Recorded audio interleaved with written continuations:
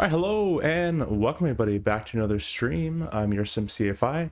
Today we're doing something a little different. We're going to be flying the Cessna 172 out of my old home airport. This is Charlie November Charlie 3 Brampton Airport. I used to instruct here as well. So I'll be kind of treating this stream as like a kind of like I'm your instructor and you're on your kind of your first lesson, which would be attitudes and movements. So I'll kind of treat it like that in a way. I'll probably go further than attitudes and movements as it's a stream. We'll keep going. I'll probably go into straight and level, which is the next one. Then we'll do climbs, descents, we'll do turns, we'll do all that kind of stuff. And if you guys don't fly GA often enough, hopefully this will be a reason to get into it. And hopefully I gave you the tools to either enhance your flying skills on GA and in the airliners as well, because all of it transfers over, or a lot of it does anyways. And yeah, hopefully give some reason to fly GA, as it is kind of fun to do as well. We're going to be off VATSIM for this one, just because I'm going to be uncontrolled anyways in this airspace, so there's not really a point. But if you guys all want to fly along and you want to do VATSIM, then I guess I could go on VATSIM if you guys don't want to fly with me. So yeah, I'll talk about some sponsors we have in our chat now as well. Some of the newer ones, if you haven't been around, are Contrail and ProDesk Sim. If you guys don't know who Contrail is, it's kind of like Steam for Microsoft Flight Sim. They have all the different add-ons you can buy. You can buy the CRJ, you can buy the 727, you can buy sceneries. So if you want to buy anything from the Contrail shop and want to save some money, you can use my discount code down below in the description.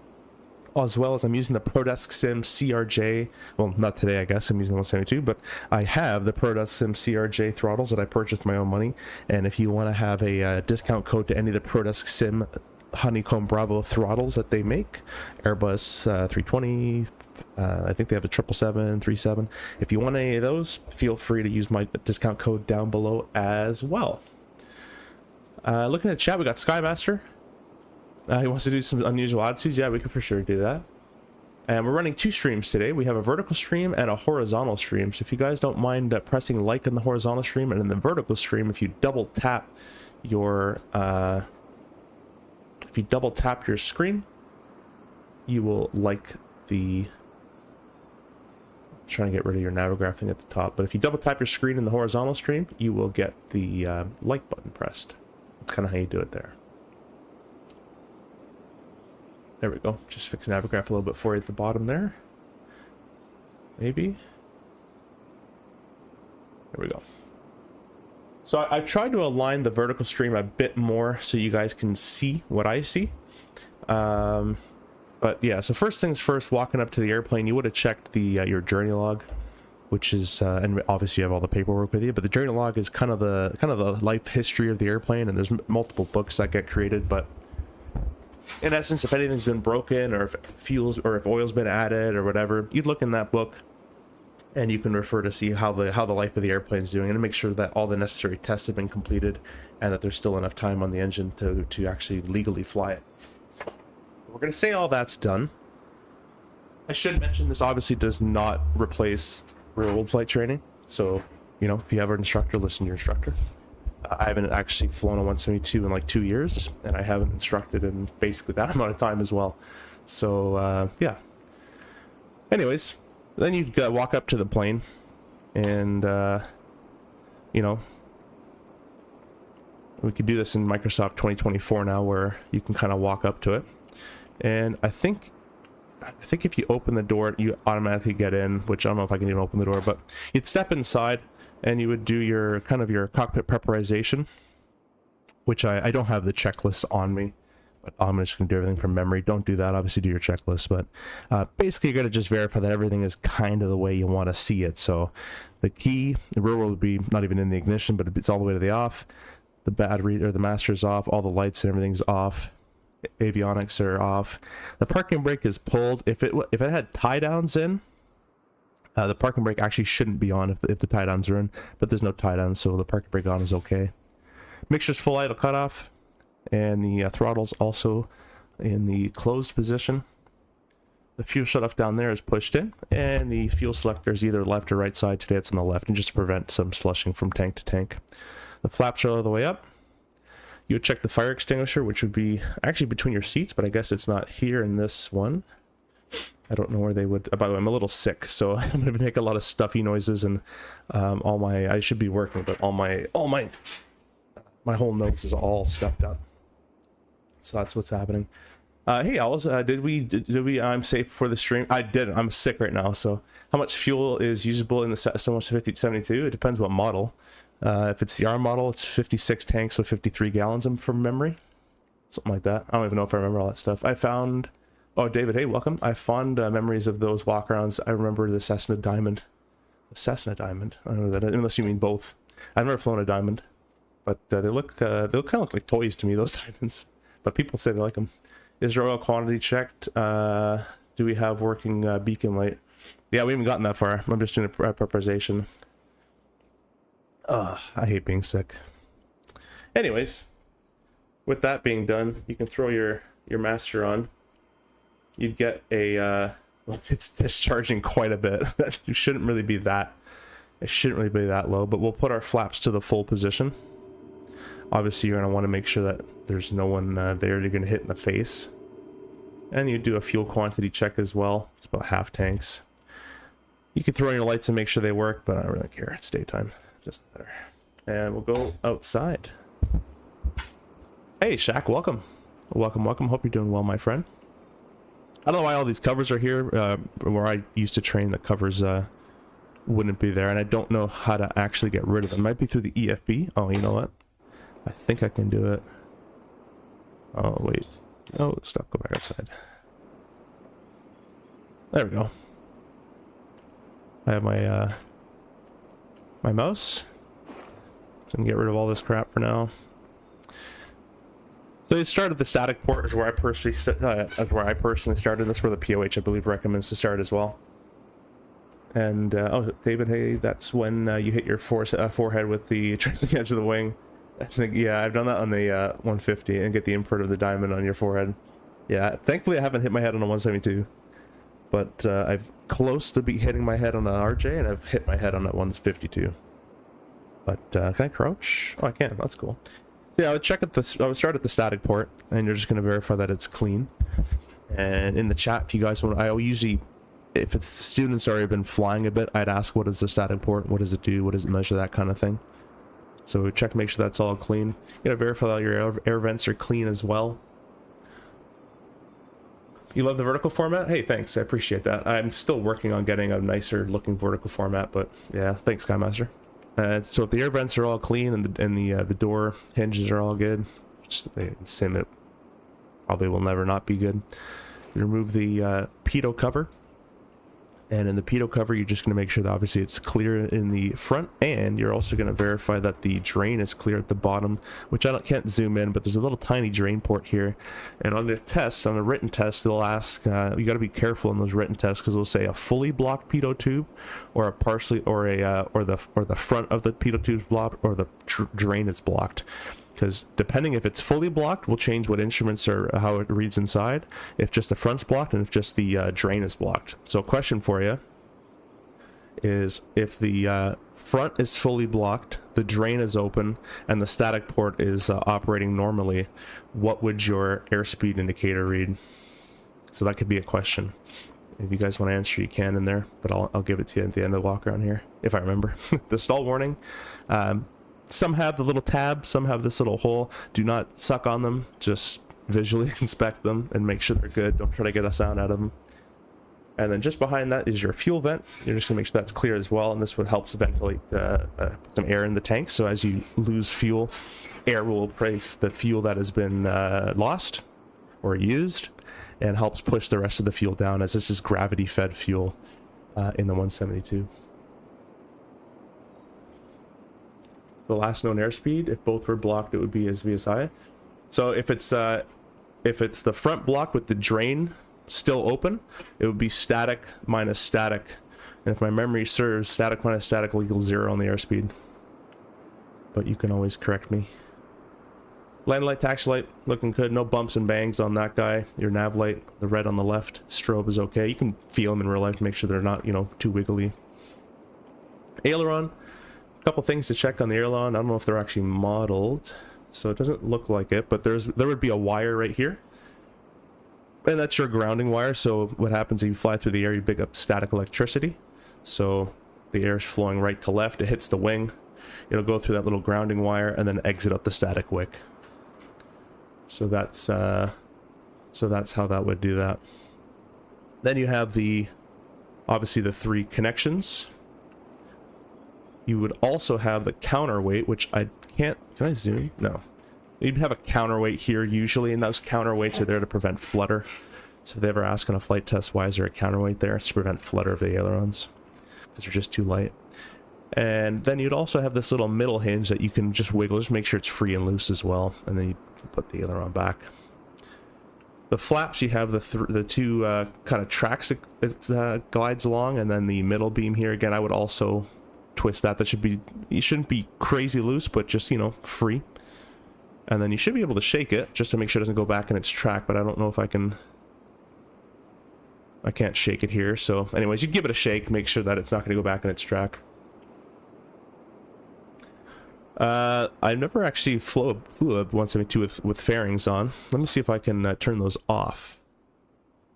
Aircraft? Nope. There's probably a way to do it. Anyways, we'll do it with the fairings on, but we'll let the fairings, or you would check for the 3 screws plus the cedar pin through the middle, and you'd also verify that you have, first of all, no hydraulic leakage of the brake, and you can actually check the brake pad and the brake hydraulic line, but it looks like that's all covered, and you can kind of see that we have an okay tire. You can't really see much of that tire, so they do save, I think, what is it, 2 knots true airspeed via the POH. Which is another test question sometimes, which I mean, they're pretty pointless in my opinion.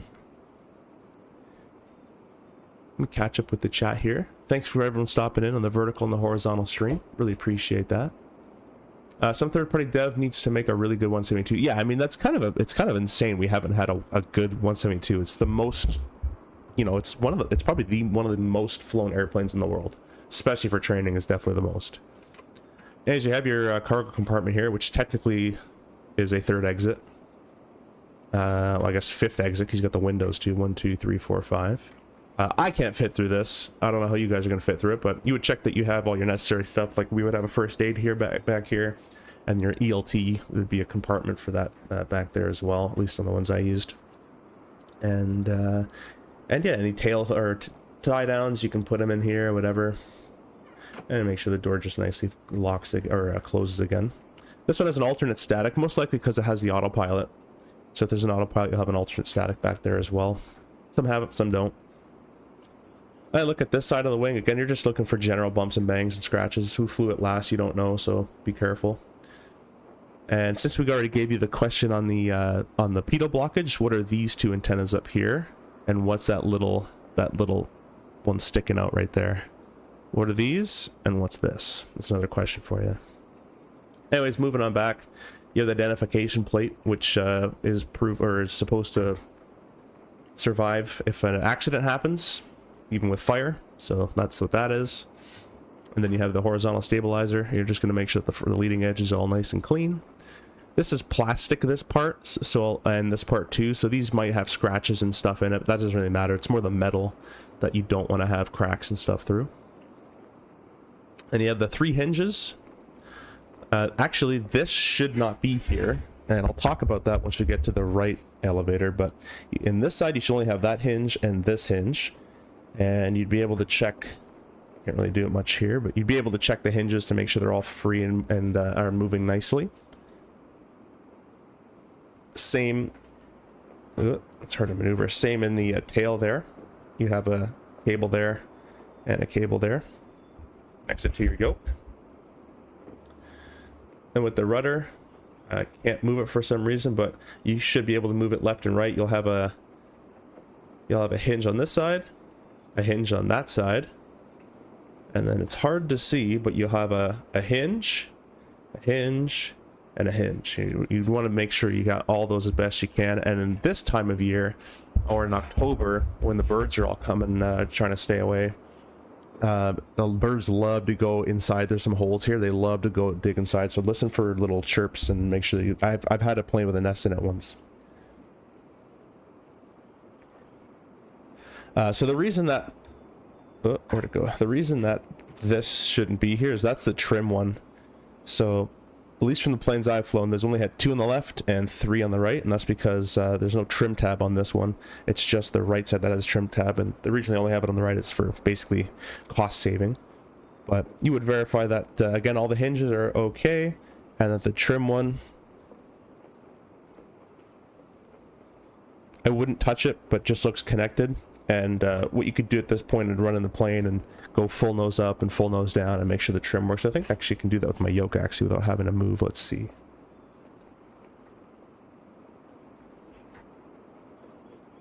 Can't really tell.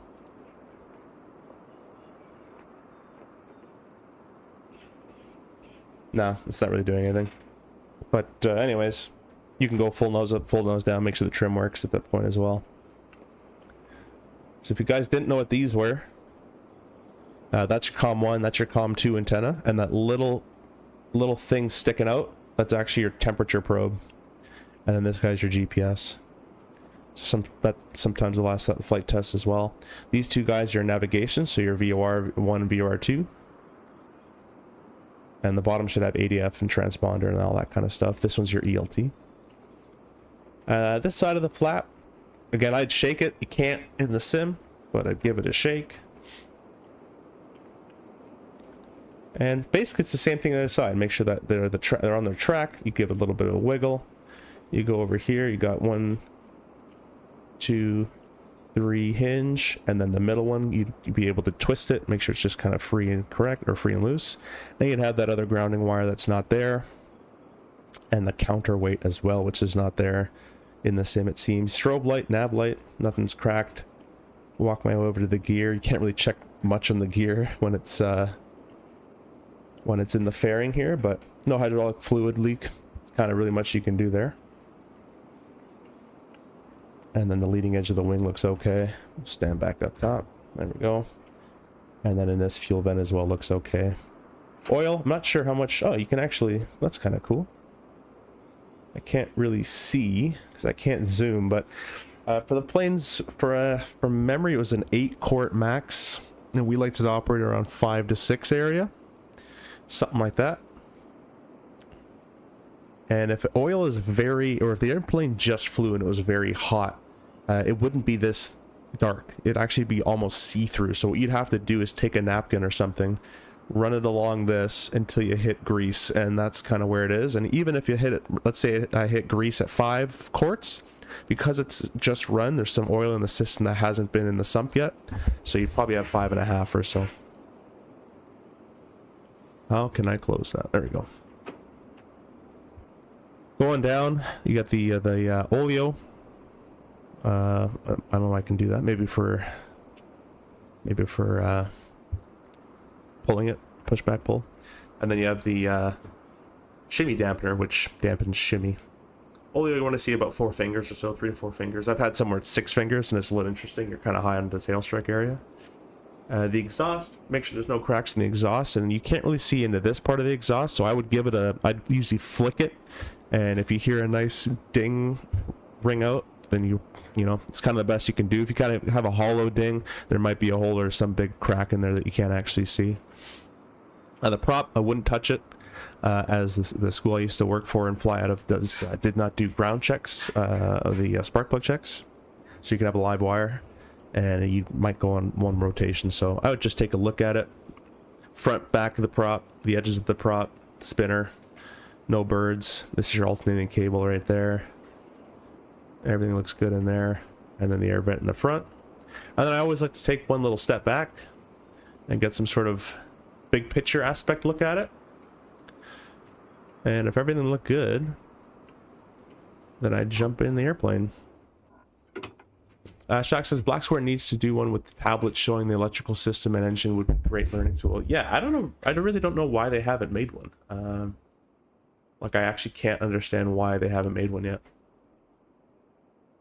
It seems quite silly. I know there's already one in the sim, but the sim one is pretty terrible. like you know, from like a flight model and all that kind of perspective. Take a quick drink. So the student would sit on this side, instructor would sit on this side. I'm kind of used to being on this side, but I'll get rid of the yoke so we can kind of see. But we'll do it from this side for now, and then I'll kind of transfer back and forth, and I'll say, you know, when I would take control as an instructor, I'll be on this side, and when I'm pretending to be the student, I'll be on this side. So again, you go by the checklist, which I don't have with me anymore. I gave it to my friend who's starting flight training, but you throw in the master, you can throw in your nav and beacon. The airplane we'll say hasn't flown, so we'll do a cold start procedure. We'll go fuel to both tanks. Go full rich on the mixture. We're going to add our fuel pump in, and we're going to look for just a bit of a jolt in that fuel flow. No more than 5 seconds. Might not be modeled, but it's good enough. Mixture back to idle cutoff, as this is a fuel injected bird. In the carbureted engine ones, you start with it rich. The fuel injected ones, you start with it idle cutoff, and you add as you start the engine, which isn't modeled all that well in the sim. But anyways, you'd open the window up, you'd yell out clear prop, and make sure there's no one around, no kids running or anything like that. You turn the key, and once you hear the engine starting to catch is when you go boom with the mixture. Just go full rich. And again, it doesn't work too well in the sim, but we'll have to do an abbreviated version.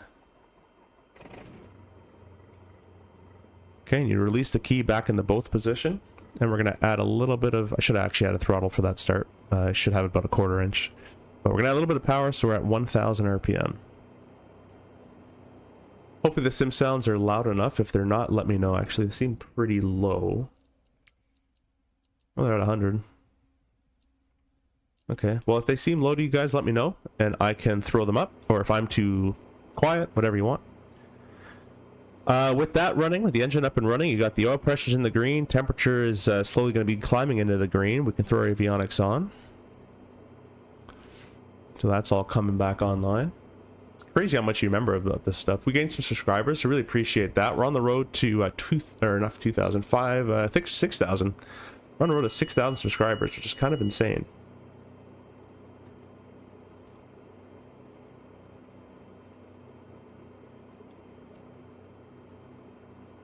This 172 looks like it's never been on the flight before. Yeah, it's pretty spick and span.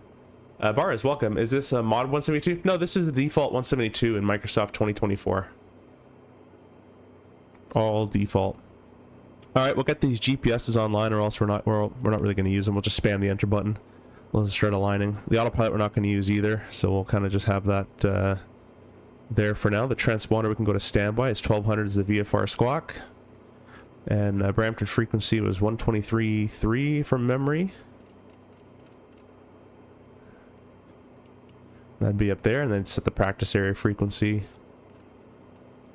There we go. ADF is here as well. I think all the ADFs are gone, so it's there, but not going to need that.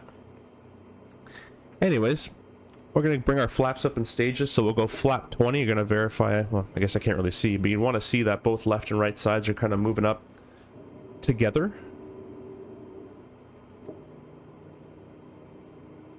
All that's asymmetric and looking good.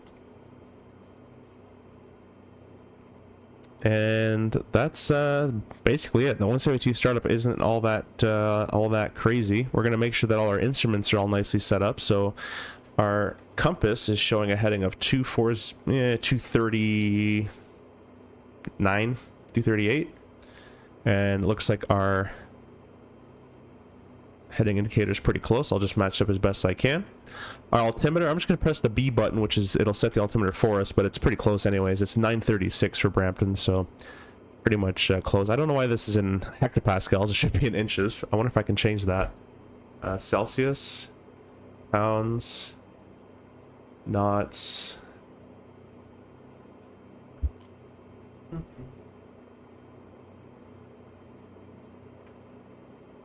It's kind of cool, I guess.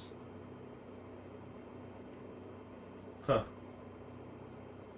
Well, anyways, we'll leave it at HPAs. And then we're going to release the brakes. We're going to do a brake test. We're going to start moving and do a brake test. I bet it doesn't even drift. Probably not. Yeah, the heading indicator probably doesn't. Although I think I have it enabled. But anyways, we're going to release the brakes, and we're the parking brake, that is. And then we're going to tap the brakes to make sure that the airplane brakes work, basically. So release the brakes there. I'm going to add a bit of power. And we're going to get moving. Shouldn't need this. Oh, you know what it is? I know what it is. I think the chocks were still in place. I didn't think I actually had to do that, but I guess I do. So we'll put this back on. I wonder how I get rid of those. Is it as simple as getting out and actually taking them out? Because that would be pretty funny if that is that simple. Alright, let's just kill it real quick. Avionics off. Kill the mixture. Turn these off for the time being. Go outside. Can I click these chocks? Oh, I can. Alright, cool. Can I walk through the airplane? No. Alright, go all the way around. Hi, random person. With a headset on for some reason. Oh, the chocks auto get removed. Alright, cool, on both sides. Sweet. Alright, I'll do it again. It's already been primed. Add a bit of throttle in there. Nav, beacon, or beacon nav, I should say.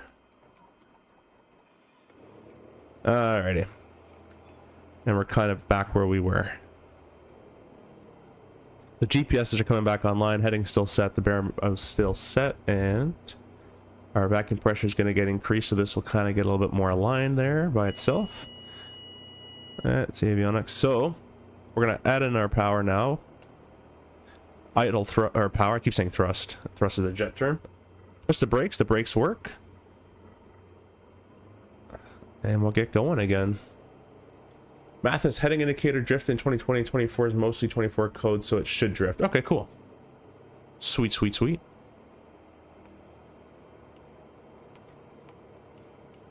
Alright, we're going to watch our wing here. So I'm going to go a little bit more to the left, just a tad bit. And then we're going to go straight and turn right. And this would be the instructor most likely on a lesson this early.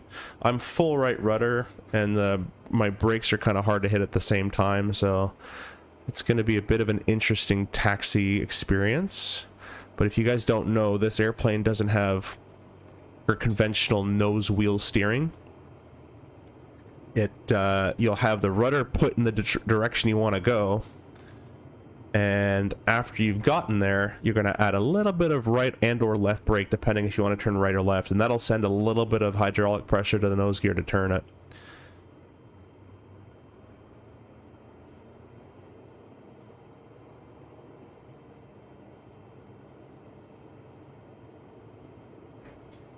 Yeah, no worries, Mathis. I got what you mean.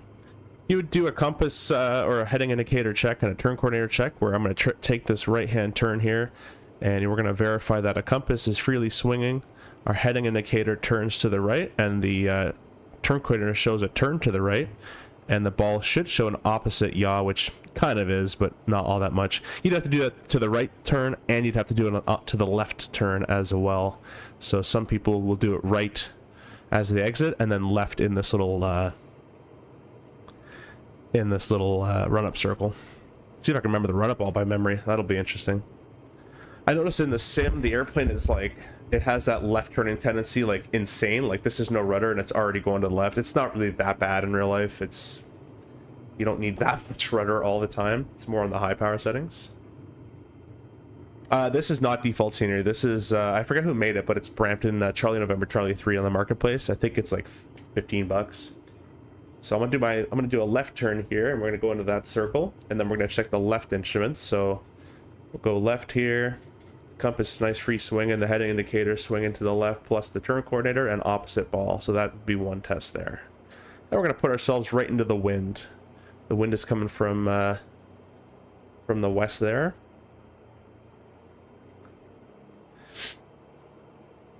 We got a bit more dug in this corner here, because this turn or this circle can actually hold 4 airplanes, which I don't recommend going here if there's 4 airplanes, or even 2's already a party to kind of get out of here. But make sure the nose gear is centered. Press on the brakes. Throw the parking brake on. We'll idle at 1,000 RPM. We always idle at 1,000 RPM. And we're kind of nestled in this little corner. And probably would have went a little bit more forward so people can exit if they need to there, but there's no one else here. So this is our little run-up circle. So we're going to run the engine up and make sure that the engine is performing correctly. That's basically what we're going to do. Mathis says, okay, I was going to say I'm not really impressed if there's default. Yeah, I know. I wish it was default. One thing in real world, even though the parking brake is on, you're going to want to manually hold these brakes because the parking brakes aren't the best. So always hold it. So anyways, so now the student would I'd have them work through their checklist. And if it depends on each student, if they're really, you know, out of it or kind of just sitting there for the ride, then I would kind of do everything. That's more of an intro flight. I kind of like to have the student do some of the work on their lessons, you know, on their first one, just so they can start getting used to at least the buttons. Anyway, some things to check is the mixture's full rich. We're idling at 1,000. Temperature pressure's in the green. We have obviously the mags are on both. And we're also going to make sure that there's no one behind us, which there isn't. And in that case, we're going to hold the brake still, and we're going to apply to 1800 RPM. Okay, the engine's nicely kind of climbing on up nicely. We're going to do a electrical load check, so we're going to turn all the electrics on, including the pitot heat, just for a little bit. And we're also just going to take a look at these amps. I'm going to wiggle the flap, and you should see the amp meter jump. Okay, it doesn't jump in the sim, but it would kind of wiggle. We want to make sure it goes back to 0. If it goes to the negative, it's just charging the battery, which means the alternator is not charging it, which is bad. You will lose battery in about 30 minutes. No electrical power. And then if it's in the plus in a little bit, that just means, you know, alternator is charging it. If it's in the plus massively, then you're had a pretty dead battery. I'd go take a look at that. Might be even a gauge problem at that point. And so throwing everything off we don't need. We're going to do our magneto check. So there's 2 magnetos in the airplane, 2 for redundancy. The airplane could work on 1 technically. And we're going to throw it on the left magneto. What the magnetos do is it makes electric sparks. It's a magnet, so electrical magnet, and it'll provide electrical, it's what gives the spark plugs their spark, if that makes sense. Just some coil wrapped around a magnet. So go to the left side, and we'll get a drop of about 100. That's good. The max is 125. We'll go back to both. I don't know why I remember all these numbers. And we'll go the key to the left twice to the right magneto. And a drop of 100. We'll go back to both. And it rises back to 1800. We'll do a mixture check. So you might see a tiny rise as I pull fuel away. Sometimes not, but you should definitely see a fall. Okay, so the mixture works. Okay, we're going to check idle, so I'm going to pull the throttle right to idle and make sure the engine can sustain. Should be a minimum of 650 RPM. It's pretty close. And we'll go back to 1,000. And that would basically be the run-up part complete. I don't know why. I think I actually memorized quite a bit of that. But that would be the run-up. Now that you're here, you'd also check your radios. We have COM 1 and COM 2. You'd call into the Unicom frequency and make sure that the radios are working. So it'd be like Brent Unicom, and then your call sign Bravo Foxtrot Alpha radio check COM 1. They come back and say Bravo Foxtrot Alpha 5x5, whatever. And then the same thing on COM 2 and make sure that all works. So yeah. Then you could do the before takeoff stuff. You can either do it here or taxi out. I like to do it here because when you taxi out, there's so many planes at this airport in real world that it's time to go. And the taxi doesn't take all that long. So once again, you would just check that the temperature pressure in the green, fuel's on both. Mixture would be, let's actually lean it for, we're going to lean it for taxi. But you're just going over a bunch of things that you kind of already looked at. But obviously, follow the checklist you have in real life. So now, I'm going to... Oh, I don't want the yoke to do that, but I'm going to hold the yoke full back to get that nose gear off the... or at least a little less pressure off that nose gear, as much as possible. And notice the airplane doesn't really turn as tight as it does real life. You can really turn a 172 very tight, but it doesn't kind of do that in the sim. And the reason I'm holding up back pressure is so that prop wash over the elevator drops the tail down and lifts the nose up, so there's less pressure on the nose gear, so it's easier to turn it left and right on the ground. A little trick you can do. Now we're in a very small airplane. The wind is from our back right. So here's a trick. Let me stop real quick. This is a trick for you guys if you're ever doing taxiing with your wind corrections. I'm gonna slam the brakes here. We'll go idle at 1,000. We'll go take a look at this windsock. And oh, that's the wrong button. There we go. The wind is coming from this direction, right? It's flowing this way. So right now, if you look at our airplane, it is a tailwind from the right. So we always go opposite direction for a tailwind when taxiing. So if it's a tailwind from the right, we're going to apply left aileron, and we're actually going to do a little bit of nose down pressure. Although I forget if the POH calls for the nose down part or not, but I can actually grab that in a second. But we'll go opposite of the wind. So a little trick that I was talking about is I like to bug where the wind is. So the wind right now is from the west, so I'm going to bug from the west. It's going west to east. It's going that way. So now I say, hey, it's in my back right corner of my airplane, so I'm going to go away. I'm going to turn away from the wind. That's a little trick I like to use and like to teach. And the what I was going to mention to you guys, if you don't trust me about it, let me get it on both streams here. There's the POH I found online. So I think it was in section... I think it was in section 3, which is normal, or 4, I guess, is normal procedures. Can I click on that? Because I don't want to scroll. I can't. All right, well, let's scroll a little bit.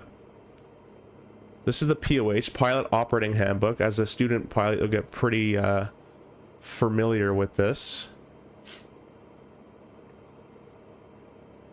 And where kind of everything is. I recommend tabbing certain sections. Still an emergency. That's your glide profile chart. So if any time an examiner asks you how far, let's say you're flying over water, how do you know that you can glide to shore? You can use this chart. Just be sure to read the conditions.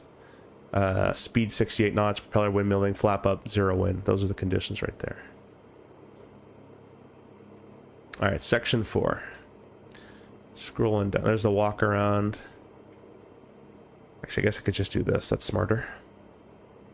There it is. Go back up. So this is your taxi diagram with wind. So you can see here, this is the wind we have right here. Use down aileron or right wing and down elevator. So down aileron, right wing looks like this. Notice how it's down on the right wing, and to achieve that, it's like that. And down elevator. It does say it in the POH, so I wasn't going crazy. So you should be taxiing with this wind like this, all the way down. That's how you should be taxiing. And if you turn the airplane, that means the wind is at a different part of this chart. You're going to have to adjust. Now that's why I have bugged it. Get rid of that. That's why I have bugged it for myself right there. Anytime I turn, I have the wind right there and I can adjust. So it's quite annoying to taxi like this in the sim because the TCA yoke is constantly working against me right now. But anyways, that's how we're supposed to taxi the airplane in a tailwind situation. And we're going to go all the way down. We're going to cross runway 26 over here and we're going to go all the way down to runway 33.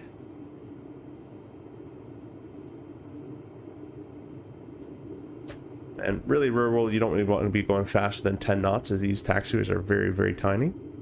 What I might do is make this a bit smaller for you guys in the vertical stream and kind of put it off in some sort of corner for you.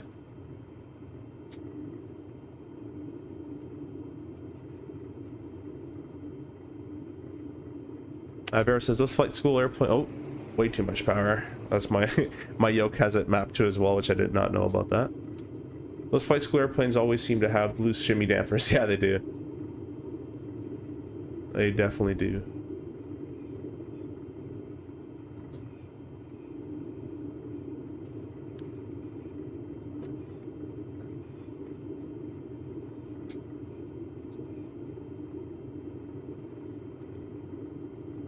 All right, well, my hand's starting to hurt in the sim, so I'm just going to relieve my taxi pressure, but that's how you would,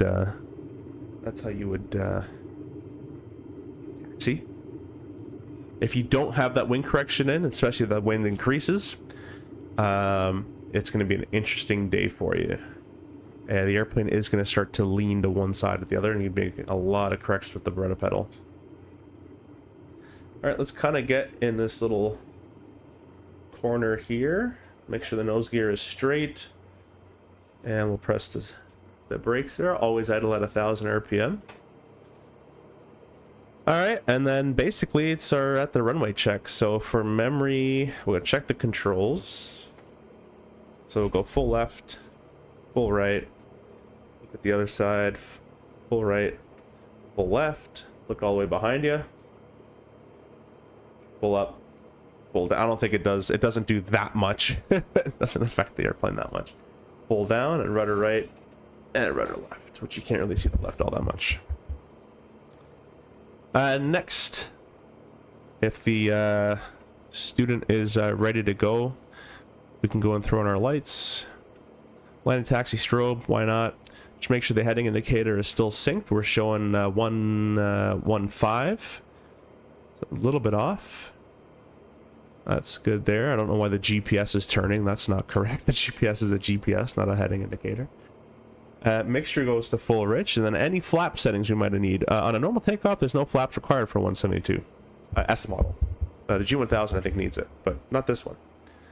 So this being an uncontrolled airport, we would just verify everything is clear, and we'd say Brampton traffic, Bravo Fox Alpha, lining up runway 33.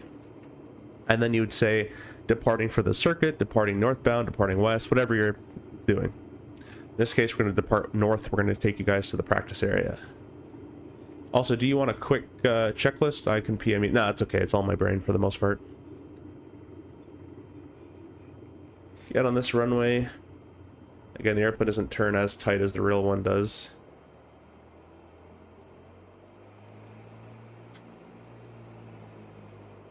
But good enough. Nice to get all settled up. And then the takeoff procedure. One thing I'm going to mention is once the power is set, we're just going to glance at the gauges. So I'll go from the student perspective. We'd glance at these gauges here, the temperature, oil pressure, and oil temperature, which actually would have been checked at the runway checklist behind us there. And then you're also going to look for the airspeed alive. So when this needle starts to move, should happen around 40 knots. And that's basically it. So if it, at the beginning, I told my students if they want to announce it, then let me know that they're checking it. Temperature, pressure in the green, airspeed alive. That all works. I hear on some streams and on Discord, some people flying the Airbus, and they're like, you know, Manflex S or whatever, airspeed alive, 100 knots. And they do all these calls. Airspeed alive is there's only one airspeed indicator in here, so airspeed alive makes sense. But there's no reason to call airspeed alive in an airliner because the 100 knots call is what that call is. You're checking that one side says 100, the other side says 100, and you're cross-checked. So airspeed alive and saying 100 knots doesn't make sense in airliner world. Anyway, that's a different topic. So we're going to release our brakes. We're going to smoothly add full power, and we're going to add our right rudder as well. Temperature pressure's in the green. The airspeed needle is alive. It's nicely moving, and our headwind's from the left, so I'm adding a little bit of left aileron for this wind. We're going to pull up, or we're going to rotate at 55 knots. The airspeed just shot up, so there's 55, and kind of wrestle it in the air. And then we're going to start pitching up, and we're going to start pitching for our VY speed. VY is your best rate of climb. So it's the most amount of altitude, least amount of time. And that is, in this airplane, an S model is 74 knots. R model is 79. And the P model is 76. The turbulence is quite insane. I don't think it'd be that bad right now, but, you know. Anyways. And I'm going to trim for it. Hopefully I don't have to work too hard. CL65, hey, welcome. Hope you're doing well, my friend. Thanks for shopping on in. Alright, and at this part, if it's your first lesson, this would be the instructor flying at this part, most likely, depending on the level of the student, but 9 times out of 10 will be the instructor flying at this part. And we're going to depart the circuit. So to depart the circuit, we're going to maintain this heading until we're at the circuit altitude, which is 1900 feet. That's not me doing that, by the way, with the rudder. That's just the turbulence going around. And then we're going to turn on to our VFR corridor, which is on the right side of that highway right there. That's highway 10. So we're passing 1900 feet. We're going to turn to the right. This is highway 10 right there. All traffic going northbound has to be on the east side of highway 10 at this airport. I know that because I used to teach here. That's more local knowledge and it's in the charts, but you wouldn't know that if you're just simming it. And we can go up to a max of 2,400 or 2,500 feet, and then we get into the terminal airspace. So we're gonna start nosing on down.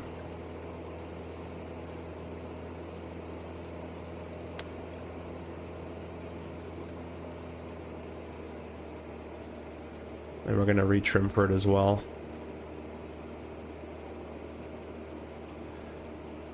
And so usually here, if it's not too bumpy, is where I would give control to the student, and I would start mentioning some things. So what I'd start mentioning is, if we look out the cockpit here, without looking at any of this is all garbage. Don't look at anything in here. Just look outside. And we got roughly out the window, if I were to pause, I'll zoom in here. Out the window, roughly, we have 2/3 out of the window, or 1/3 out of the window is ground, just this little sliver, and the other 2/3 from the horizon upwards is all sky. So 2/3 sky, 1/3 ground. This is known as our cruise attitude. It doesn't necessarily mean you're going to hold altitude, but this is the cruise attitude. So anytime you recover from a maneuver or you want to start leveling off and that kind of thing, you come back to the cruise attitude. Wings are level, 1/3 ground, 2/3 sky. And if you get really good at this in the sim or in real life as well, it makes your life so much easier. This is what's called VFR flying, and we fly like this. We don't fly inside here. This is all useless crap. We look outside. 1/3 ground, 2/3 sky. So once you've achieved this picture outside for yourself, that's when we just take a quick peek inside to verify everything's going well, and then we go back outside. So let me unpause, and I'm gonna go ahead and hold this 2/3 sky, 1/3 ground. Okay, so it should be roughly about there. We're gonna take a peek at the, oh, the nose is rising a little bit. We're going to take a peek at the vertical speed indicator. You can say, oh, we're in a slight climb. So you just nose down a little bit. I might actually have to, let me go ahead and change my sensitivities, as they're kind of insanely sensitive right now. On the, yeah, that has to be massively reduced. It's way too sensitive.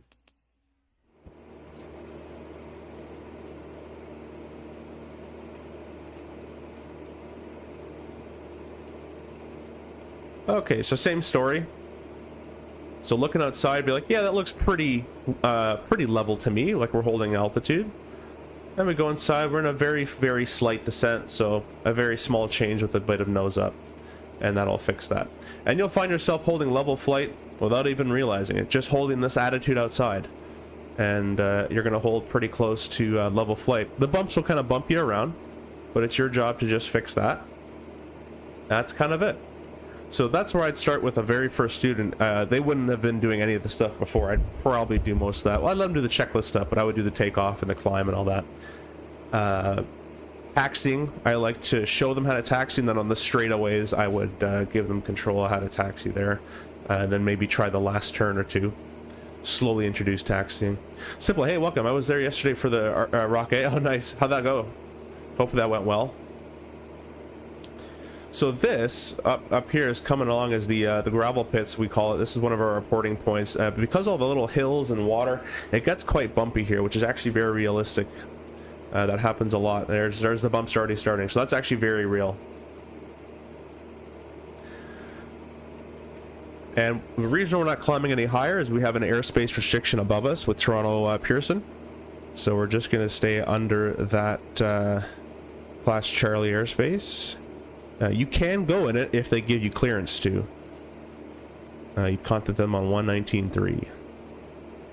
I got it? Yeah, well done. Congratulations. When's your first flight? That should be coming up pretty soon, right? So I'd probably in real life, I'd have the student try to hold me at this cruise attitude until we're able to climb. And depending on how well they're doing and how much more information, you kind of have to have a sense of how much more information they can intake as an instructor. But if you kind of get the sense they can take a little bit more information, I'd kind of slowly walk them through a climb, or have them hold the controls with me as I do a climb, which will be coming up here shortly. So this is what the student would be looking at.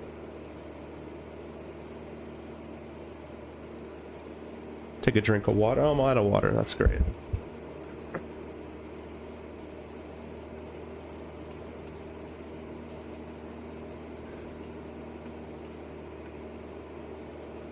Alright, now we're past this gravel pit. You would be making radio calls in real world as well, but now that we're past this landmark here, it just so happens that the airspace gets higher at this point.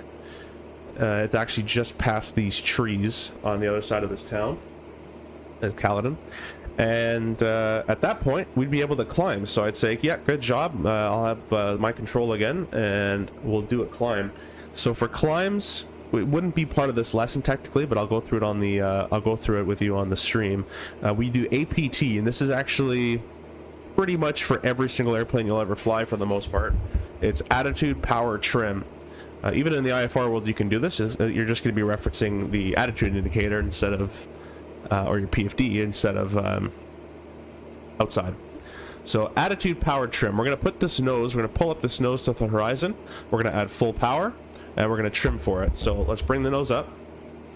And I'll show you from this side so you guys get a sense of the airspeed. There's the nose right to the horizon. Full power. And as we do that, a little bit of right rudder because we have that left turning tendency that's going on. And we're roughly, you can pitch for VY again if you want to climb at the with the most amount of altitude, least amount of time, which we kind of do at this point. Or you can do more of an en route climb, which is 95 or so knots. This thing in the sim is like a rocket ship. It doesn't climb this good in real life, I can guarantee you. Hey, Flight Say, Lottie, what's going on? I keep calling you your real name or your YouTube name. I'm doing a little bit of 172 stuff from back in my instructor days. Thanks for stopping in. In a couple weeks, if not cancel for weather. Yeah, I hear ya. And I'm just trimming. I'm going to maintain this nose on the horizon. Just touching the horizon there. Full power. And this would be known as a nose up attitude. So no ground out the window. Well, out the center at least. Just sky. And our next altitude shell is 3,500 feet. So I'm going to do attitude, power, trim to level off. Attitude, I'm going to push the nose down to get back to our cruise attitude, which was 2/3 sky, 1/3 ground. And once we have it roughly looking there, there's 1/3 ground, 2/3 sky. I'm going to reduce my power to about 2,200 RPM or so, 23, somewhere around there. And I'm having to hold this yoke down, so I'm going to add a little bit of nose down trim. It's a little harder to do in sim without the force feedback, but it's easier, obviously, real world. So, attitude, power, trim. Think of an apartment. APT, our apartments go up. APT going up. Attitude, power, trim. And leveling off from a climb is attitude, power, trim as well. So, lower the nose, gain some airspeed. Power, reduce your power back to roughly a cruise power, 2,300 RPM, somewhere in there in the green arc. And then trim. Any trim necessary to hold that 1/3 ground, 2/3 sky outside. That's what we want to hold. And you see, if you do that, you're going to hold within, a couple feet or so. It's going to be bouncing on you a little bit, but that's it. This is the town of Orangeville, and we'd make a radio call here, and I'd say we'd be actually on the next frequency already. But it's all uncontrolled out here. So you'd say Orangeville traffic, Bravo Fox Alpha, over the town of over the Orangeville Reservoir of 3,500 northbound to Shelburne. Shelburne, if you take this road over there, you hit Shelburne. I'm just going all by land map. I don't need GPS anymore. I've been around here too much, so you can get around eventually without needing all that stuff. We're VFR flying, that's what it is. And then so this is going to be Orangeville, and I kind of showed you cruise attitude. If you guys in the chat want to go put cruise attitude, how many thirds sky, how many thirds ground for cruise attitude, you can put in chat. We'll put a bit of a Bit of a trivia in there for you. But I've shown you cruise attitude. I've shown you nose up, where that cowling was basically just kissing the horizon. The next one we're going to show you is nose down.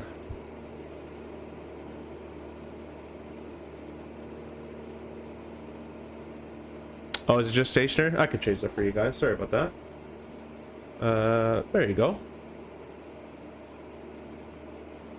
I don't really have it going anywhere. It's just kind of set to follow me. So, there you go. Not really using it either. Anyways, we're passing Orangeville now, so we're going to be in the next sector. The next sector we can go basically as high as we want in a 172 land. So, to climb, again, is attitude, power, trim. I'm going to bring this nose to the horizon. Add full power and a little bit of rudder necessary. There's the nose up. Full power. And because this airplane propeller spins to the right, we're going to have an opposite force and everything bringing us to the left. You'll notice if I zoom in here to this ball, it wants the ball's moving to the right a little bit. I need to step on the ball, so I need a little bit of right rudder just to keep this airplane coordinated in the center there. So attitude, power, trim. I have the attitude, I have my power. I'm having to hold nose up, so I'm going to trim nose up a little bit. And I have my rudder pressure input as well. Everything's going well. And I can basically let go of the yoke. And the airplane, for the most part, is going to do what I need it to do. So we're going to continue climbing up to 4,500 feet or so. Lonnie says 1/3 ground, 2/3 sky. He got it. That's it. That's our cruise attitude. Again, it doesn't necessarily mean we're going to hold altitude, but that's the attitude that we recover to from a climb, a descent, or a stall maneuver, that kind of, you know, those kind of maneuvers. Just a tad bit simpler than an RJ, a little bit. Just a bit. Does the plane have rudder trim? Physically controlling the rudder with the pedals. Physically controlling with the pedals. Some do have rudder trim, but most don't. Most just have elevator trim like this. So you're having to hold that right pedal the entire takeoff, the entire climb. Anytime it's really high power settings, you're going to have to hold it. We're going to go up another 1,000 feet.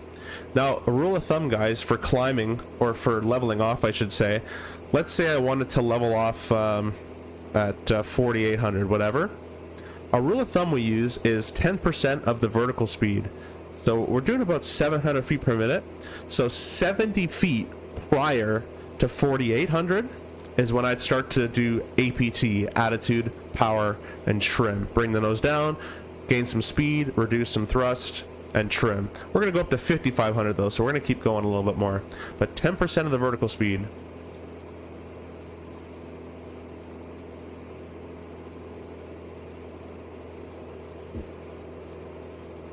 And it looks like there's some clouds coming up. In real life, we wouldn't really go into those, obviously. So I'm just going to get rid of them for the simulation purpose so we can kind of just keep going. There we go. And, you know, we're VFR. VFR, you can't go into a cloud. It's actually illegal to go into a cloud if you're VFR. Plus, there's icing where the airplane, this airplane's not equipped really to go through icing conditions. So we'll do it like this so we can have more of a realistic experience of what we would do. You could definitely do circuits as we were below the clouds there, but we wouldn't be able to do upper air work like we're gonna do.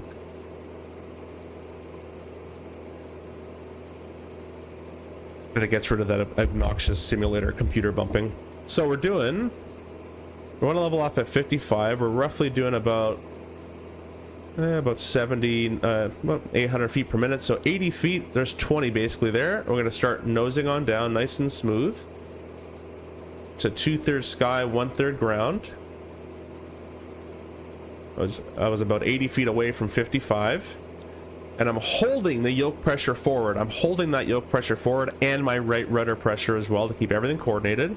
And as we accelerate, they're just past 100 knots. I'm going to reduce my throttle a little bit, and you can basically do it by sound once you get really good at it. I'm gonna guess that's about 2,300, 2,200 right there. We'll take a look in a second. We're VFR, we don't care that much. And then I'm having to hold yoke down, so I'm going to trim. Trim's the last thing. You got to work a little bit to trim. Maybe a little bit more nose up, tad bit. All right, let's take a look at the RPM. Showing 25, so can't a little bit more. Just a wee bit more. There we go. And we're nicely cruising at 5,500 feet. Attitude power trim to climb, attitude power trim to level off. That's more of a climb lesson, which I wouldn't really show in a first lesson. I would actually just teach attitudes and movements. So let's go back to that. Attitude wise, we had cruise altitude, what we talked about. 2/3 sky, 1/3 ground. We had nose up, which was nose to the horizon. The last one, or the third, there's 4 actually. The second last one is nose down. Nose down, we aim for about 50-50 out the window. So let me put the nose down. And about there, we got 50 ground, we got 50 sky. And what can you expect in a nose down to happen? Well, your altitude is going to be decreasing, obviously, and your airspeed is going to be increasing, hopefully. And we didn't talk about it, but in the nose up attitude, if I bring that nose back up to the horizon, there's the nose up attitude. What's going to happen here? Obviously, your altitude should be increasing, and your airspeed is going to be decreasing. So that's what happens in a nose up and a nose down. And we'll put ourselves back to that cruise attitude. So it doesn't matter what you do. Once you get really good at looking at cruise attitude, you'll never unsee this picture outside. This little, they call it a sight picture. Once you see this sight picture, you can always return to it. How much are you charging for this tutorial right now? It's about 85 an hour. Nah, I'm just doing this because I don't really see a lot of people stream 172 stuff, so I thought I'd go back into my little instructor days and do some of that. This is the town of Shelburne. And so I would say Shelburne area traffic, Bravo Fox at Alpha. So actually, let's go through a radio call. Again, I would not do this on a first lesson, but let's go through a radio call. First step is identify where you are. This is Shelburne. So I'd start my call with Shelburne area traffic, or Shelburne traffic. Who am I? I'm just going to make up a call sign. We'll just say BFA, so Bravo Foxtrot Alpha. Where am I? So let's imagine this is Shelburne right here and draw a line from it. We're off to the east. That's the easiest way to do that. So we're off to basically the northeast side of Shelburne. You can roughly guess a mileage. Let's say maybe half a mile. And then our altitude is about 5,300. So I would say Shelburne area traffic, Bravo Foxtrot Alpha, northeast of Shelburne, half a mile, 5,300, heading northbound. Okay, well, you know what? I'm going to change this up a bit. We're going to go to Collingwood as well. So Collingwood's going to be over there. I'm just going to vector myself visually because I pretty much know how to get there at this point. Collingwood's just over there. So we'll go that way. But anyways, that's what that radio call would sound like. And then you can do that format for every other radio call. Just change who you're talking to. So Orangeville area traffic, Shelburne area traffic, Luther Lake area traffic. You know, just change who you're talking to first, and then you do the same thing. Shelburne area traffic, or let's say Orangeville area traffic, Bravo Foxtrot Alpha, north of Orangeville, 10 miles, 5,300, northbound to Collingwood, right? So it's always who are you talking to, who are you, where are you, and what are you doing. The difference with talking to ATC is it's kind of the same thing, except instead of what are you doing, it's what do you want, because ATC has to clear you. So we talked about nose up, nose down, and cruise attitude. The last attitude is the banked attitude. So this is where now you're slicing the horizon off with the cowling, and the wing, in this case, because we're in a left bank, is declined to the horizon, and the right wing is inclined to the horizon. So that would be a left bank, and then vice versa. Notice we're keeping this all nice and level because we're keeping that cruise attitude outside. Not looking at the instruments. Instruments will get you, or not killed, but instruments will make you very sloppy VFR pilot. As an instructor, I can tell easily when someone's looking at the instruments and someone's looking outside. And if they have the right side picture, they fly so much better looking outside. Because these instruments aren't that, they're very easy to chase and not that great. That'd be a right bank, so your right wing is declined and your left wing is inclined to the horizon. And we'll go back to the left. A little bit of rudder, a little bit of aileron. And we'll come back to the left there. So that's all the attitudes. Cruise attitude, nose up, nose down, and banked, left or right. Now the lesson, the first one you'll ever take, is called attitudes and movements. And the reason is there's 2 portions to this. We have the attitudes, which I just showed, and there's the movements portion of this. The movements is what achieves these attitudes. So pretty simply, you have pitch, which is this. This is pitching the airplane, which will cause a nose up or nose down. You have roll left, roll right, which will cause a banked attitude. And then the last one is yaw, and we don't actually use yaw. We more control yaw, and this is with the rudder pedals, but this would be yaw.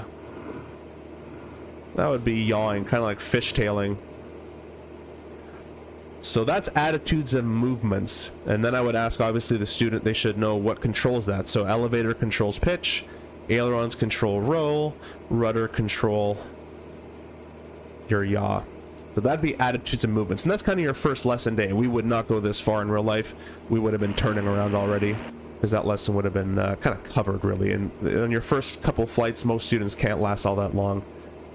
They usually get sick and over you know, whelmed with information and all that kind of stuff, and the sights and the sounds and the headset and the radio and the heat and all that kind of stuff.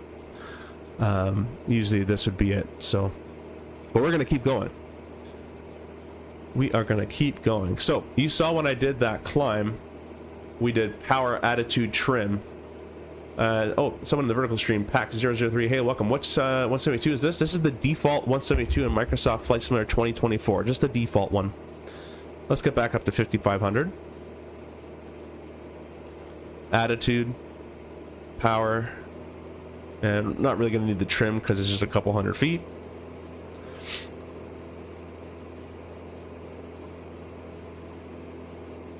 All right, and then attitude.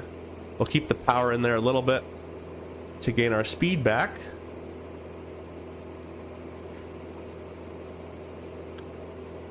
And we'll reduce our power a little bit. I keep wanting to say thrust. That's a jet term. And trim, I didn't touch my trim earlier, so I shouldn't have to trim now. Maybe a little bit, but nothing crazy. Nothing crazy. Anyways, yeah, so I showed you a climb, and I just did one right there. Attitude, power, trim. To descend, we do pat, P-A-T. It's like patting someone down. You can remember like that, pat. P-A-T is power, attitude, trim. So a little rule of thumb in the 172, if you want to lose 500 feet per minute, or sorry, let me back up. Every 100 foot per minute in the 172, every 100, sorry, let me back up again. Let me try again third time. For every 100 RPM that you increase and or decrease, you will actually change the vertical speed by 100 feet per minute if you did not correct for it. So let's get all nice and level, and we'll kind of show you this here. All nice and level, looking outside, maybe a little bit of nose up trim. The airplane wants to descend a little bit on me. That's pretty good. We're sitting at around 2300 RPM. I'm just going to take it down to 22, sorry. Right there. And I'm not going to do anything to the airplane. I'm just going to let the airplane physically decelerate, as it's going to do. It's going to nose down a little more than it probably wants to, but once it gets that speed back and it finds its balance with 2200, it should start to kind of descend around that 100 foot per minute area. Again, it's a rule of thumb. It kind of does it more in real world than it does in the sim. But for every 100 RPM that you reduce, you should lose 100 feet per minute, roughly. And for every 100 foot per minute or every 100 RPM you add, you should roughly gain 100 feet per minute. You can see it's doing it right now. It's kind of sticking around there. It's going to wobble in here and there, but for the most part, it's doing a pretty good job. And anyways, yeah, so if I go and add my extra 100 RPM back to 2300 again, the airplane, because I haven't retrimmed it, should kind of find a level point again. It might bob and weave a little bit as the extra power has been applied. It might overdo. I see it's climbing a little bit. But once it finds its balance, because I had it trimmed for 2300 RPM earlier, it should basically return almost to level. Pretty cool, right? So for every 100 RPM that you decrease or increase, you'll have an increase or decrease of 100 foot per minute. Also, let's say if I were to decrease by 100, or let's say 500, or actually, let's go back. If I was to decrease by 100 RPM, and I would actually hold my nose up, and I hold that pressure off, I would lose 5 knots. If I increase by 100 RPM and keep the airplane level, cruise attitude, I would gain 5 knots. So for every 100 RPM drop or increase, and if I hold cruise attitude, I will either decrease or increase by 5 knots. And lastly, 100 RPM is 1 degree as well. So if I were to add 100 RPM and the airplane starts to go up at 100 feet per minute, that'll roughly be 1 degree nose up as well. So that's all accounted for. I'm gonna take a left-hand turn because we're getting up to Collingwood, but I want to get too close just yet. Collingwood's gonna be it's just somewhere over there. It hasn't loaded in, so we're just gonna go off to the right. Simple. We monitor 26.7 on the cruise and uncontrolled airspace, right? It depends. In this kind of area, it's so close to the practice area that I would stay on 23.025. But if you're just you know, in the middle of nowhere, then yeah, 26.7. Although it's going to be quite pointless on the frequency. But yeah. So that would be let's do a descent. We're going to do one this way. So I'll kind of get back to my cruise attitude where everything is nice and stable and level. All right, we're going to ensure for our descent our mixture is full rich. I've been leaning it a little bit to save some fuel. But we're going to go back to full rich because as we climb or descend, we don't know the air that we're going into.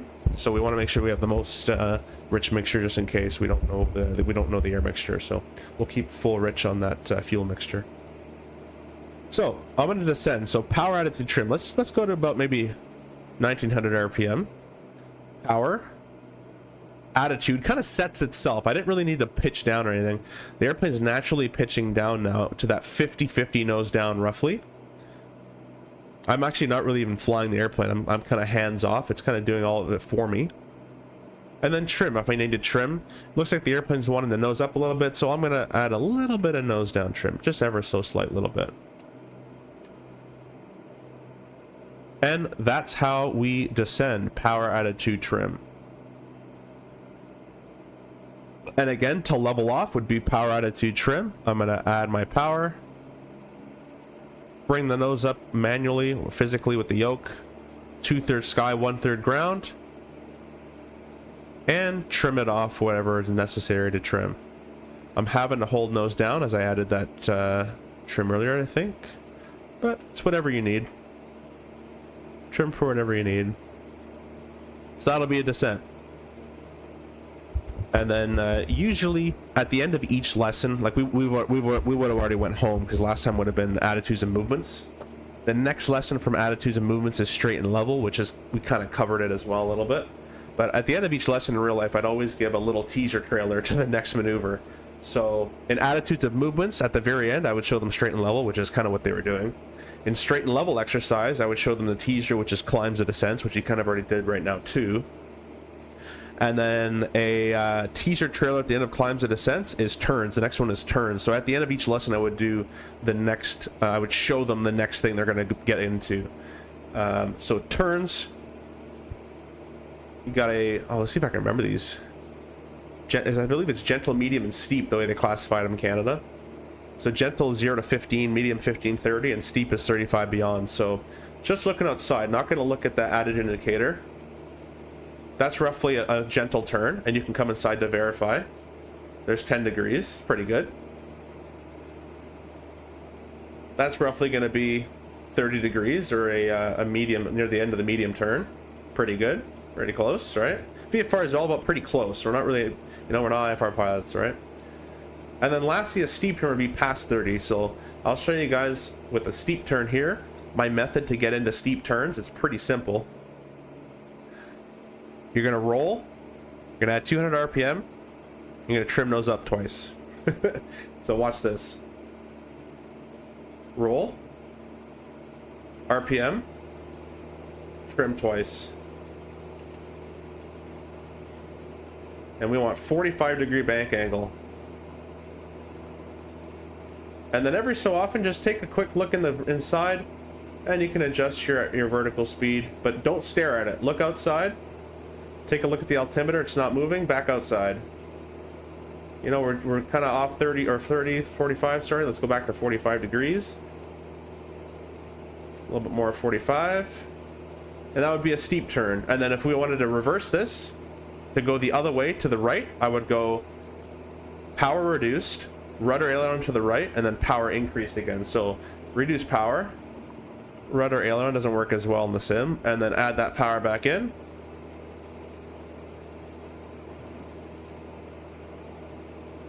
And we held that 46 there. So that would be a steep turn, and we only really use this for collision avoidance. And you are tested on your flight test. I believe the restriction was you have to be within plus or minus 100 feet. You have to roll out plus or minus 10 degrees in the heading they've told you to roll out on the landmark that you've chosen. And then your speed is plus or minus, I think plus or minus 10 as well. So they have all these little things you got to meet on the flight test. For the PPL flight test, you'll do a full 360. And the commercial flight test, you'll do what I just did there, which is go left and then reverse into a right bank. You do left to 180 degrees and then right 180 degrees. You kind of do this. Let's say if we're going to start on these roads. Let's say we're starting from this point here, these roads here, the ones that go off in the distance. I'm going to roll out on these roads. So the way it would look on a CPL, you bank it on in.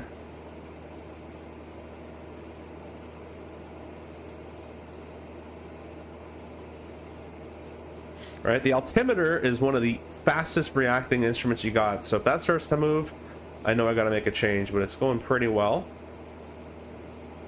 Okay, and then power out. Rudder in the opposite direction, power back in. Look how we're staying at 46. 46 is nailed. Right, and that's what we're looking for in a commercial ride. Well, and a PPL ride as well. 45-degree bank angle. We're going to reduce our power, add our rudder, and we're rolling back on those roads. Cruise attitude back to maintain. We're 4,600 feet. That's would be a commercial standard is how we would do that, and it just shows a level of precision that you know how to manipulate this airplane. Well, yeah, precisely. Basically, you can manage speed, you can manage your direction, you can manage your altitude, and a bank angle like that. Anyways, let's go back over to Collingwood. So Collingwood should be, we'll just do another steep turn over to the left.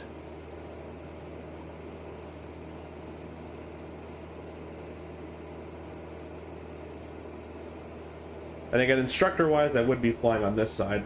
So as an instructor, you get very, very good at the attitudes outside because you kind of really can't see those instruments anymore. Even though they're all in the corner of your eye, they're quite hard to see actually as an instructor. So you get, I think you become a much better pilot once you become an instructor. Everything gets so much easier when you teach anything, right? So same idea.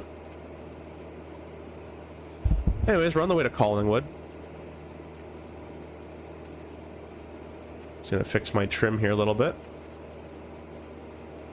The other thing I saw a lot in real life is people would start to fly with trim once they figured out what it was.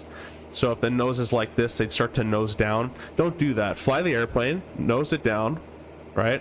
Hold the pressure that's required to hold this nose down, and then trim off the pressure. That's what trim is there. Trim is not there to fly with. Trim is there to relieve pressure from you. And you don't know how much pressure to relieve if you're just going to trim to fly.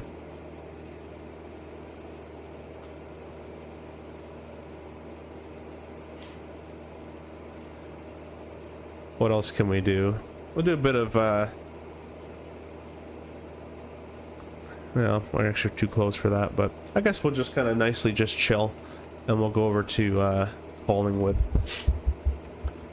Collingwood, from memory, is about 750 above ground, so we'll make the circuit at 1750 area.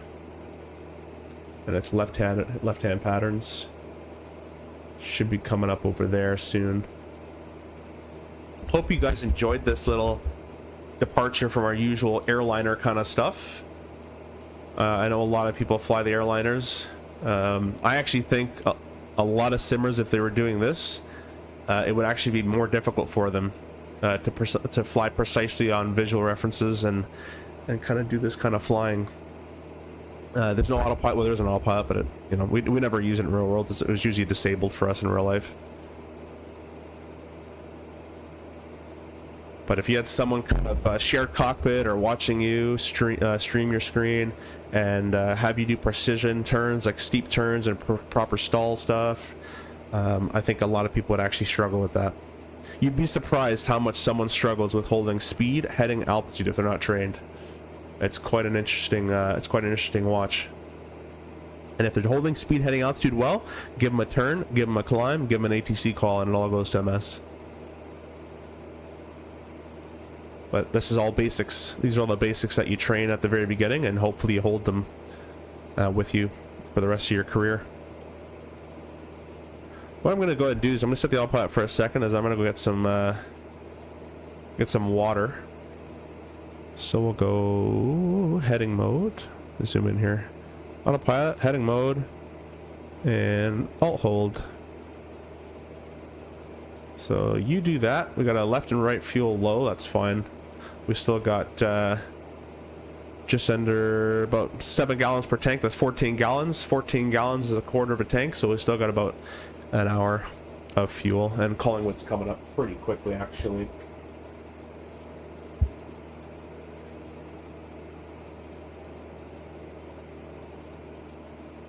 Alright, I'm gonna get some water. I'll be right back.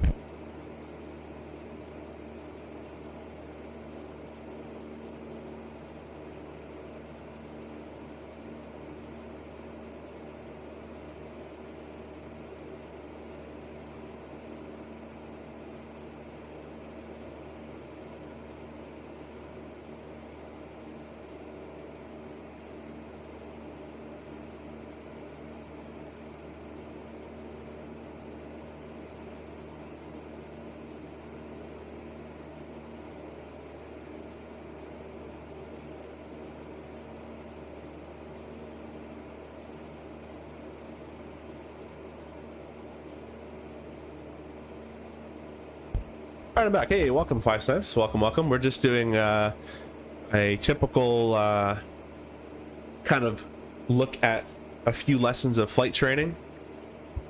So I've just been sitting here and talking my viewers' ears off, basically, on how we train real-world pilots and what to expect in your first few lessons. I kind of combined a bunch of lessons into one. And now we're just going over to Collingwood, which is a short little hop from where we started from.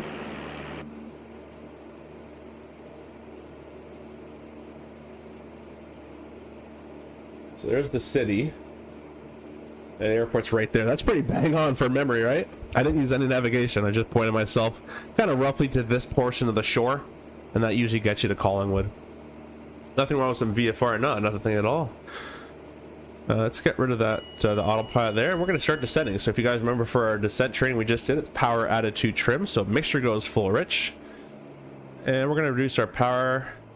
Now, how much power to reduce is depending on how fast you need to descend. So we're going to go down to 2,200 feet for the turnaround procedure. You would have got weather in Collingwood. I'm assuming they're still using the 30s because we used the 30s in Brampton, so it's probably the same wind out here. It's not that far away. And what we need to do is we need to, I'm going to pause here. The only two ways in a Canada that's recommended to join in an uncontrolled airport is a mid-left downwind or straight in downwind. We don't really do that dogleg downwind stuff that the States does.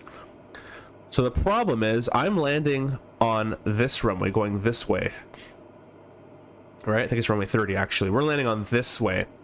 Well, if I can only land, or I only join the circuit mid-left or straight in, I'd have to go over there and then fly this way, and now it's a left-hand traffic pattern.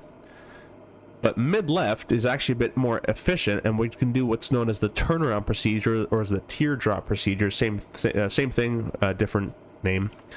But basically, I'm going to fly overhead the circuit at 500 feet. So this circuit altitude is 1,700. So I'm going to fly at 17, 18, 19, 21, 2,200 feet. That's where I'm descending to currently. I'm going to pass over this airport 500 above the circuit. And I'm going to do either a left or right turn, probably a right turn, and come all the way back around in a descending turn. I'm going to go down to 1,700 feet and then join mid-left downwind. So that's what I'm going to do for our little procedure. I can actually draw it for you guys if you want to see. That'll probably make more sense for you. You guys can see here.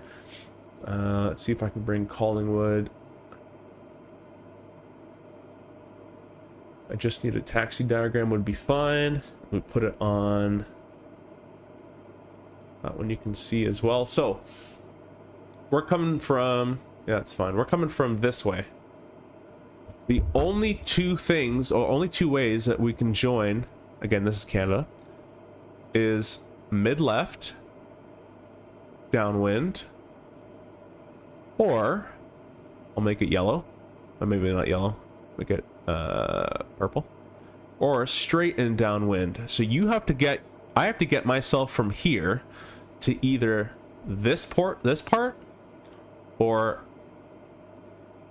this area. So I can either fly that way, far away, and come back and do a straight in, downwind, or I can fly overhead the airport, as I'm going to do now. So I'll make this in red. 2,200 feet. Overhead the airport. Take a bit of a turn off, do a nice big kind of 180 turn, descending to circuit altitude, which is 1,700 feet. In that turn, and now I'm in a mid-left downwind, right? And I can go ahead and land. So that's what I'm going to do. I'm going to fly over to the airport at 500 above the circuit altitude, which is 22. And then I'm going to do a nice big ginormous turn, a descending turn, come all the way around, and join the mid-left downwind. And that's a perfectly legal, it's actually the recommended way to join the circuit at an uncontrolled field.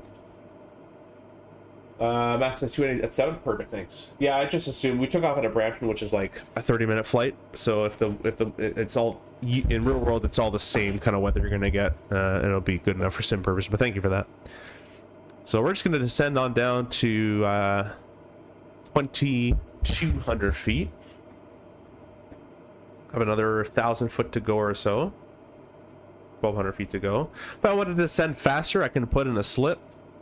So the wind's from the left-hand side, I can go ahead and put in right rudder, left aileron into the wind. And we can descend much steeper. Notice we're getting over 2,000 feet per minute right now. Right? And the airspeed is not going up into the yellows, it's kind of staying in the greens there. It's not as good as, actually it slips better in real life than it does in the sim, but anyways, that's called a forward slip. I'm gonna come a bit more to the left here. That way I can kind of cut the airport more in half. Yeah, I did turn off the live weather. But thanks for that. I appreciate the effort. Okay, we're coming down to 2,200 feet. And in real life, you'd be able to stick your kind of head to the window and see an airport or a runway or something below you. And we're gonna not go under that altitude because there's other airplanes in the circuit. So you don't want to go too low and get in their circuit altitude. But if I go outside, we're passing overhead the field. I'm gonna do one nice big right-hand turn. When I get a bit further away, there'll be one nice descending right-hand turn. So I would have said Collingwood area traffic, Bravo Fox Alpha, 2,200 feet, commencing turnaround procedure, join mid-left downwind, runway 31. It'd be a big call, but that's what that would kind of do. So let's start our descending right-hand turn. No more than 30 degrees down here, guys, on the bank angle. Bank angle, bank angle. Then we're going to let the airplane descend, and we're going to nicely turn as well.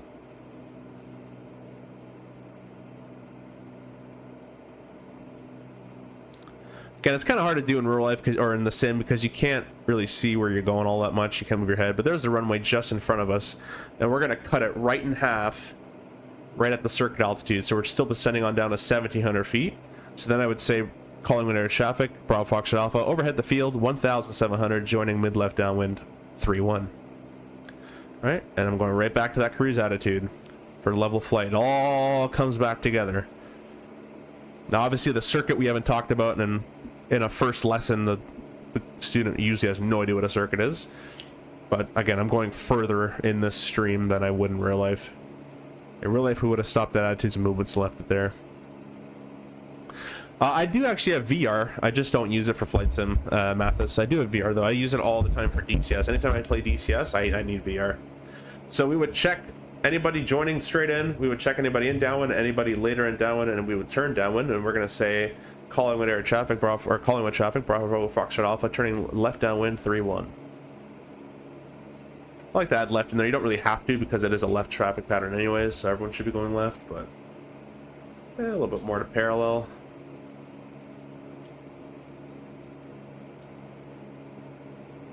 All right, now once we get to about 45 degrees, actually let's do our downwind checks real quick. It would be temperature, pressure in the green, mags on both, masters on, lights whatever we needed to be on, mixtures full rich, or fuel's on both. The fuel shut off obviously is pushed in. Pressure in the brakes, and we're good to go. Notice we're nicely maintaining 1,700 feet per minute, or 1,700 feet up on the altitude gauge. That's all because I'm doing cruise attitude. And I'll go lower my power, flat 10.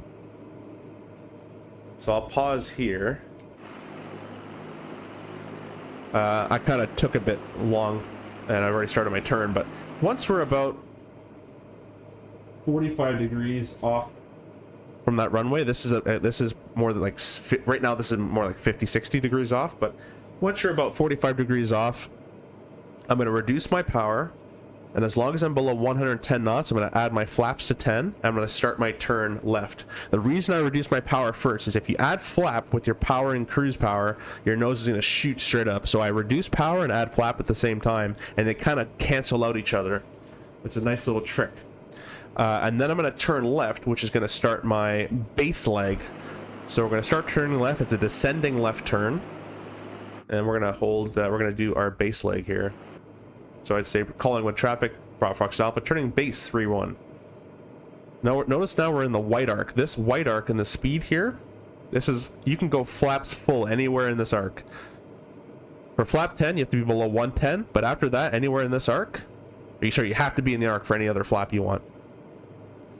So now we're basically on a base leg. I can take a look at the runway, kind of. You can't really see it all that well, but we're gonna go flap 20 as we're in the white arc. And I can't see my runway at all, so I'm just going to start a left turn and hope for the best in the sim. And, oh, there it is. I just see in the corner of my left eye there. Obviously, in real life, you have your head that can move. So we're looking a little high. I'm going to reduce my power a little bit. And it's not really the greatest of base turns. It would have been, this is kind of a base we don't like to teach. We like to teach them more at 90-degree angles and turning. But, again, it's kind of hard to do in the sim where I can't move my head and all that kind of stuff. We're going to go flap full. And we're flaps full. We're looking for 60 knots on final. This is a normal landing, so 60 knots. The wind is very calm, so 60 is more than fine. We're getting a little slow, so I'm going to add a little bit of power and push the nose down a wee bit. All right, I need some trim nose down as I'm having to hold it. There we go. So let me pause here. There's 6 things to landing a 172, or actually any airplane, to be honest with you. Before we get close to the runway, it's airspeed, lineup, glide path. So airspeed, you're going to keep going through these as you're flying. We're a little lower than 60. I got to fix that. Lineup, it's okay. We're slightly to the right of the runway. If I go out here, you can see we're slightly to the right of the runway. Just ever so slightly. We're going to bring ourselves left. Glide path, we're about 500 a minute or so, and we're kind of, if I kept this descent going and I didn't flare or anything, I'd probably smash right about here. And this is a long runway, so that's more than fine. So the glide path is actually looking pretty good. So what I'm going to do is nose down a wee bit, add a little bit of power, and come to the left. So you're going to constantly go through that. Airspeed, lineup, glide path. Airspeed, lineup, glide path. Airspeed, lineup, glide path. All the time until you get close enough to the runway where the last 3 are take precedence. Once the runway is made, which means you can glide to that runway, even if your engine failed. Right now, if my engine failed, I ain't making it. But once you're at the point where, and it's a judgment call, but once you're at the point where, yes, this runway is made, even if my engine failed, I can make it, you're going to go to the next 3 steps, which is power idle, and don't just chop it, nicely smooth idle. Your eyes are going to go, instead of staring at this aiming point, which is where I'm currently descending to, I'm staring here, and I'm adjusting my pitch and my descent path to hit here. Power idle, eyes go way to the end of the runway, not in the air, not over there, not over here, way to the end. And then you're going to add back pressure. So airspeed, lineup, glide path. Airspeed, lineup, glide path. Runway is made. Power idle. Eyes to the end. And flare. Or nose up. Whatever you want to call it. They call it transition, the 172. I don't care. I call it a flare. So that's what we're going to do. We're going to go a little bit left. A little bit of power. A little bit of nose down. Get back to 60. You're close enough. Okay. I'll tell you when the runway is made, guys. So line up airspeed glide path, line up airspeed glide path. Okay, runway's made now, so let's go power idle. Look all the way to the end of the runway. Start nosing up. And we're just gonna hold this. And that's it. A little bit flat. I could have probably nosed up a little bit more. That's okay. The airplane's gonna survive. And that's it. That would be an intense first lesson because we covered a lot of things. But in real world, we would have did attitudes and movements, and then I would have gave you a teaser trailer, maybe with some climbs and some stuff, and we would have went back and landed. Probably about an hour in the air, maybe something like that. Anyways, I'm gonna stop on this runway here, as I don't feel like taxiing all the way back. I don't taxi in Sims. I don't know if you've noticed from my other streams. I just can't be bothered to. But we're gonna stop right here. I'll throw the parking brake on, which is very bad to the airplane. Don't do that in real life. And so to shut it off, we're going to idle at 1,000. We always idle at 1,000 when we're completely stopped. All right. Avionics can get turned off. Mixture full cut off, which cuts the fuel. All these lights can get turned off. Mags go to off. Master goes off. And the fuel to one side. So to prevent sloshing with any bumps and stuff. Oh, I should have brought the flaps up too. That would have been part of the after landing stuff. There you go. We'll bring those up. Jet Kid, sorry, Mr. Comments here. Evening, I just turned in. What do we have going on today in the world of GA? Pattern work? Oh yeah, pitch for speed, power for altitude, exactly. Yeah, we're doing some, I used to be an instructor a long time ago, or 2 years ago, before I got to the airline. So I'm kind of going back into my instructor roots and showing, we did attitudes and movements, we did some climbs and ascents, we did a little bit of turns, and then we did a little bit of pattern stuff. So kind of a big lesson with a run up and all that kind of stuff at the beginning as well. We're just going to get to the end of the stream here, but I thank you everybody who's joined and pressed the like button. If you're on the vertical stream, if you can double tap the screen, that'll press a like. And before we go again, guys, as well, in the description, you got discount codes for Contrail or ProDesk Sim. Be sure to go stop by them if you want to buy anything from there. Use my code, and that helps me, and it helps you save some money. So I really appreciate you guys stopping by. I hope you guys can learn something from this and take it, or maybe maybe it kind of gives you the ability to go fly GA a little bit more, or makes you want to go fly it. And anyways, that's it for me. We'll see you guys later.